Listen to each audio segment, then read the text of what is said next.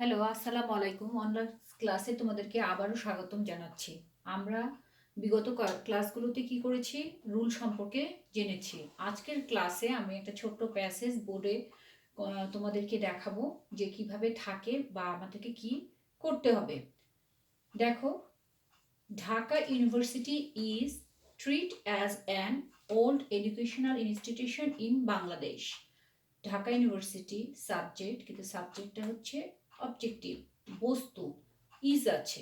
আমরা জানি যদি একটা সেন্টেন্সে am, is, are, was, were থাকে, তারপর পরেই থাকে এবং সেটা যদি প্যাসিভ সেন্সে হয়, তাহলে কি করতে হবে, মূল ভার্বের আমাকে পাস্ট পার্টিসিপল ইউজ করতে হবে। তাহলে কি হলো, Dhaka university is treated.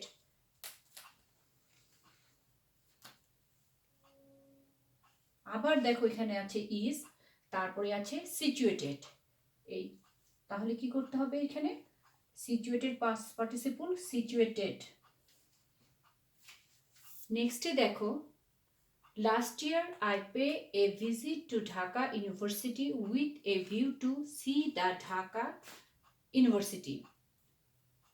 Last year আমরা কি শিখেছি, যদি একটা সেন্টেন্সে অতীত নির্দেশক কোনো কথা থাকে, last day, last month, last year, যেটা দিয়ে বোঝা যায় যে সেটা অতীতকালের কোনো কথা বলছে, লং এগো, অনস আপন এ টাইম, তাহলে সেই সেন্টেন্সটা আমাকে কি করতে হবে, পাস্ট ইনডিফিনিটে করতে হবে। আমি যখন passage right form of verb করব, তখন আমাকে প্রথমে একবার পড়ে নিতে হবে, পড়ে নিয়ে ভালোভাবে বুঝতে হবে প্যাসেজটাতে আমাকে কোন টেন্সের ইন্ডিকেট করছে বা কি বলছে, বর্তমানে, ভবিষ্যতে না অতীতে।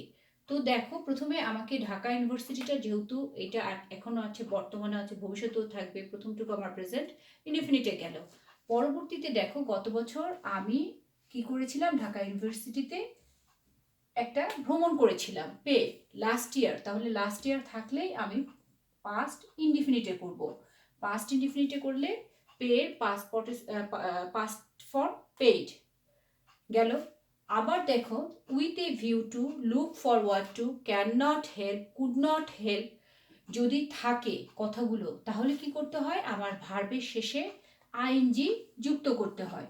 With a view to, look forward to, এই দুটো ফ্রেজ যদি থাকে, উইথ এ ভিউ টু উদ্দেশ্যে, লুক ফরওয়ার্ড টু খুব অধীর আগ্রহে অপেক্ষা করা, এই দুটো ফ্রেজ থেকে আমার কি করে মানে থাকে, প্রতি বছরই মানে রাইট ফর্ম অফ ভার্ব করতে গেলে একটা ওয়ার্ড থাকে, কাজে আমাদেরকে মাথায় রাখতে হবে উইথ এ ভিউ টু, যদিও টু আছে, টু এর পরে আমার ভার্বের বেস ফর্ম অফ ভার্ব বসে, কিন্তু কিছু প্রিপোজিশনাল ফ্রেজ আছে বা কিছু ব্যতিক্রম নিয়ম আছে যেখানে আমার ভার্বের সাথে আইএনজি যোগ করতে হয়।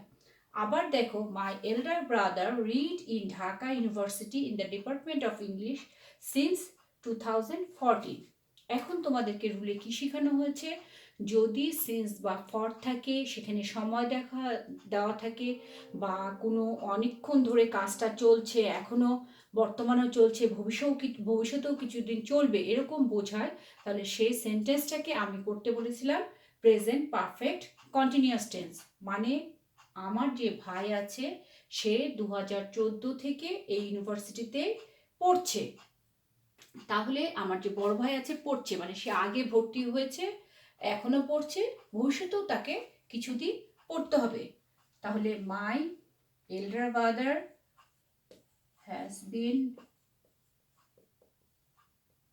reading in Dhaka University in the Department of English since 2014.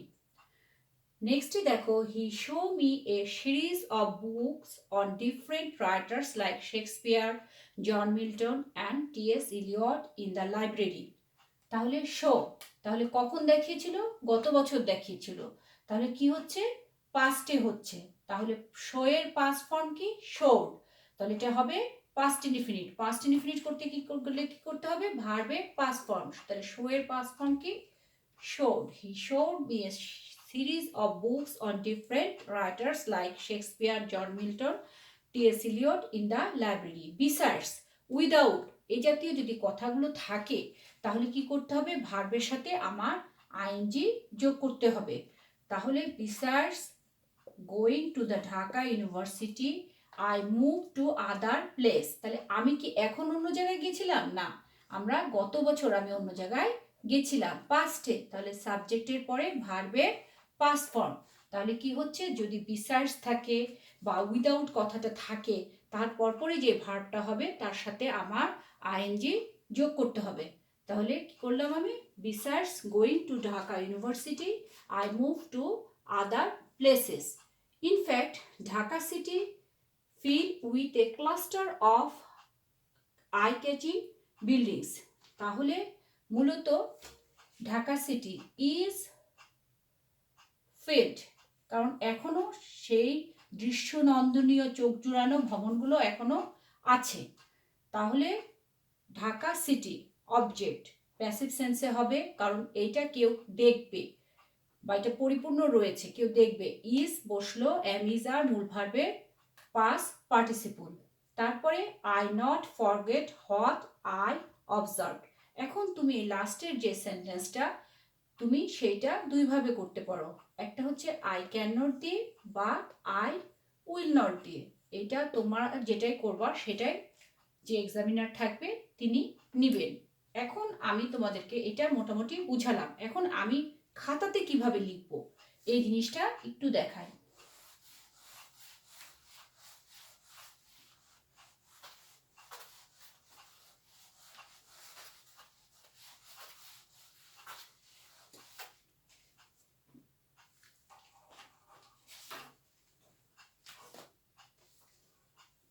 আমি প্রথমে লিখতে পারি, তোমাদের যে নম্বরে থাকবে অ্যান্সার নাও 5 লিখলাম।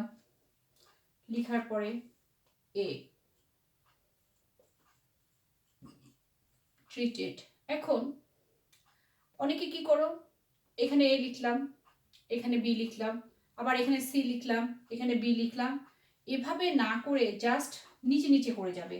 তাহলে যখন খাতা দেখবে এ বি সি ডি, একজন এভাবে খাতা দেখে নিচে নেমে যাবে। কিন্তু যখনই তোমরা এ বি সি ডি বা এ সি বি ডি এভাবে এলোমেলোভাবে করবে, তখন কি করতে হবে, এক্সামিনার বিরক্ত হবে বা খাতা দেখতে গেলে উল্টাপাল্টা হবে, সমস্যা হবে। কাজেই বেস্ট অপশন, তোমার খাতা তো তোমাকে কলেজ দিবে বা তোমার বোর্ড দিবে, তুমি তো বাসা থেকে তোমাকে কিছু করতে হবে না। সেজন্য এইভাবে আমরা অ্যান্সারগুলো লিখব।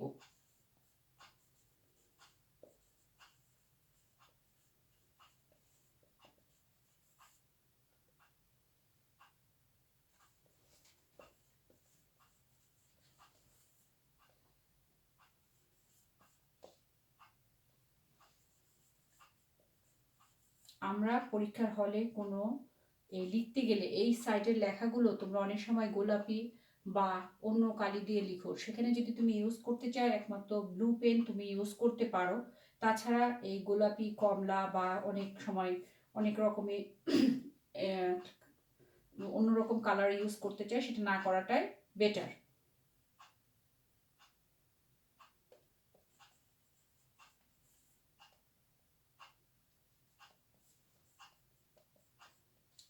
আর অনেকে কি করো, অনেকে যেটা করো সেটা হচ্ছে যে এই যে শেষের জায়গাটা থাকে খাতার নিচের দিকে, মনে হচ্ছে যে কোনো পৃষ্ঠা নাই, কোনো কিছু নাই, অপর পাতায় জায়গা নাই, এইটুকু জায়গার মধ্যে এখানে দুইটা, এখানে তিনটা, এখানে দুইটা বলে এক জায়গায় শেষ করো।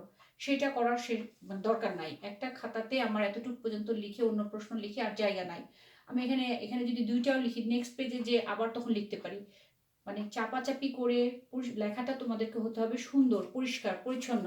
তাহলে তোমার কি করবে, তোমার সেটাতে মার্কস ক্যারি করবে। আমি আরো দু একটা লাইন তোমাদেরকে দেখাই।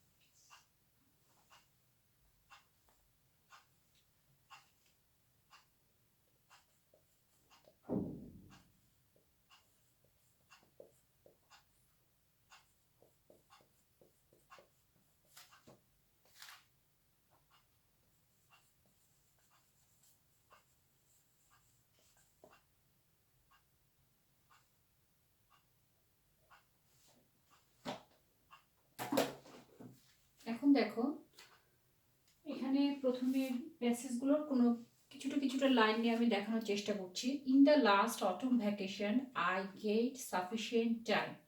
তাহলে কি হচ্ছে, লাস্ট কথাটা আছে, অতীত নির্দেশক কথা।